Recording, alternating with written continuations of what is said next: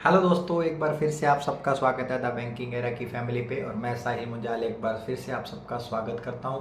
और I hope कि आप सब बहुत अच्छे से होंगे। अभी क्या थोड़ा मौसम भी चेंज हो रहा है तो आप अच्छे से अपने घर पे बस बढ़िया तरीके से रह रहे होंगे। तो दोस्तों, ये जो वीडियो है ये उनके लिए है कि जो अभी बिगिनर हैं या जो तैयारी कर भी रहे हैं या रिपीटर्स हैं, तो उन मेरी ओर से उनको एक एडवाइस है कि अभी जो RRB PO के आगे एनआई वाले एग्जाम है ना, उनमें जो क्वांट सेक्शन आता है उसको आप किस तरह प्रिपरेशन करें।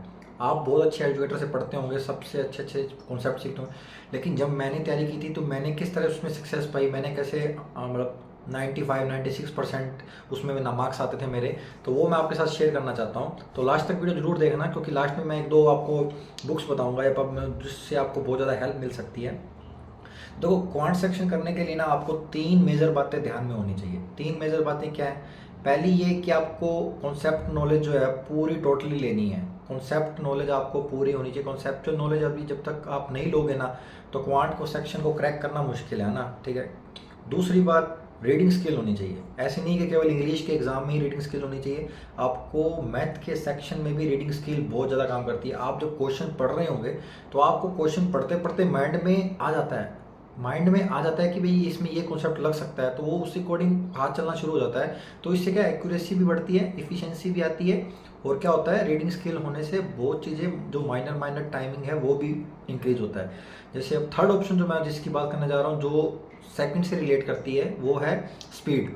स्पीड कैसे आती है? वो concept knowledge plus reading skill, इन दोनों को मिला के ही स्पीड बनती है। और स्पीड तभी आएगी जब आप कॉन्सेप्ट प्लस रीडिंग स्किल दोनों साथ में लेके चलेंगे, ठीक है। आप सबसे पहले कोई भी चीज़ यदि स्टार्ट करते हैं तो उसके लिए आपको पता रहना चाहिए कि हमें ये चीज़ पहले पढ़नी है, ये चीज़ बाद में पढ़नी है, फिर उसको इम्प्लीमेंट इस तरह करना है, ठीक है। क्वांट क्या है? एक ऐसा सब्जेक्ट है, वो इंटरेस्टिंग सब्जेक्ट है। वो इसको जितने इंटरेस्ट लेके पढ़ोगे ना, तो उससे क्या होगा, आपको एक क्या बोलते हैं, इंटरेस्ट आएगा। दूसरी बात, आपको नॉलेज बहुत अच्छे से मिलेगी। भाई आप उसको रियल लाइफ में भी कनेक्ट कर पाओगे कि भाई हम ये चीज़ें लेते हैं, ऐसे ऐसे करते हैं, तो वो चीज़ भी आपको काम कर सकती है, ठीक है। क्वांट सेक्शन जो है ना, बहुत इंपॉर्टेंट फैक्टर है अब इसमें। RRB PO और क्लरिकल मेंस में भी, प्री में 40 नंबर का आएगा, मेंस में 50 नंबर का आएगा, ठीक है। ओवरऑल 280 नंबर का पेपर होता है। देखा जाए तो प्री 80 नंबर का होता है, मेंस 200 नंबर का होता है। उसमें एक सब्जेक्ट 90 नंबर का वेटेज है। एक सब्जेक्ट का 90 नंबर का, किसका? मैं क्वांट का। तो क्वांट को अच्छे से प्रिपरेशन करने के लिए अच्छे से पढ़िए, अच्छे से करिए। मैंने बताया कि तीन मेजर उसके पिलर हैं, उस पर ध्यान रखिए, ठीक है। अब मैंने बोला था लास्ट में आपको कि भाई मैं शुरू में कि लास्ट में दो बुक्स बताऊंगा। देखो, सबसे बेसिक बुक और सबसे अच्छी बुक है कि आपने यदि कहीं भी कोचिंग ज्वाइन करी है, कहीं से भी पढ़ रहे हैं, और यदि उनकी भी बुक्स ली है, कोई भी सर है, आशीष सर है, हर्षल सर है, XYZ कोई भी सर है, अड्डा की बुक है, जो भी है, तो आपको बेसिक से करने के लिए किरण पब्लिकेशन की बुक होना बहुत ही जरूरी है। किरण पब्लिकेशन की आप मतलब हाँ, टॉपिक वाइज, चैप्टर वाइज जो बुक आती है वो लेके आए, उसको अच्छे से पढ़िए।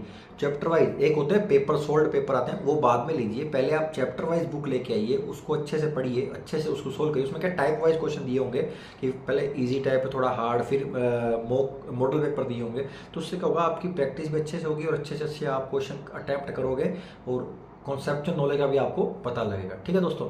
तो ये सब था क्वांट सेक्शन करने के लिए। आप कॉन्सेप्चुअल नॉलेज को भी अच्छे से गेन करें। बहुत मतलब एक क्वेश्चन करने के 1000 तरीके हैं, ठीक है। आपको वो तरीका इम्प्लीमेंट करना है जो कम टाइम ले और आपको ऑलवेज याद रहे। क्या होता है कि एजुकेटर क्या होता है, अपना एक बताने के लिए कि हाँ भी इस तरह क्वेश्चन किया जाता है, लेकिन ऑन द स्पॉट जब एग्जाम में लाइव बैठे होते हैं, तो वो उस टाइम क्या क्लिक करता है, वो एक क्लिक करता है बेसिक फंडामेंटल क्लिक करते हैं। तो बेसिक फंडामेंटल कैसे आएंगे? आप बिल्कुल कॉन्सेप्चुअल बारीकी से सीखेंगे तो आए।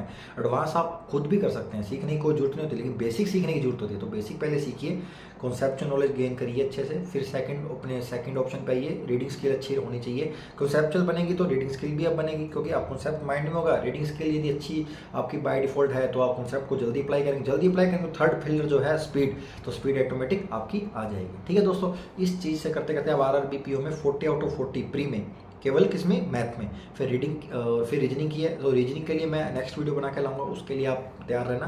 तो अभी ये वीडियो में इतना ही रखता हूँ, छोटी वीडियो आपको इनफ है।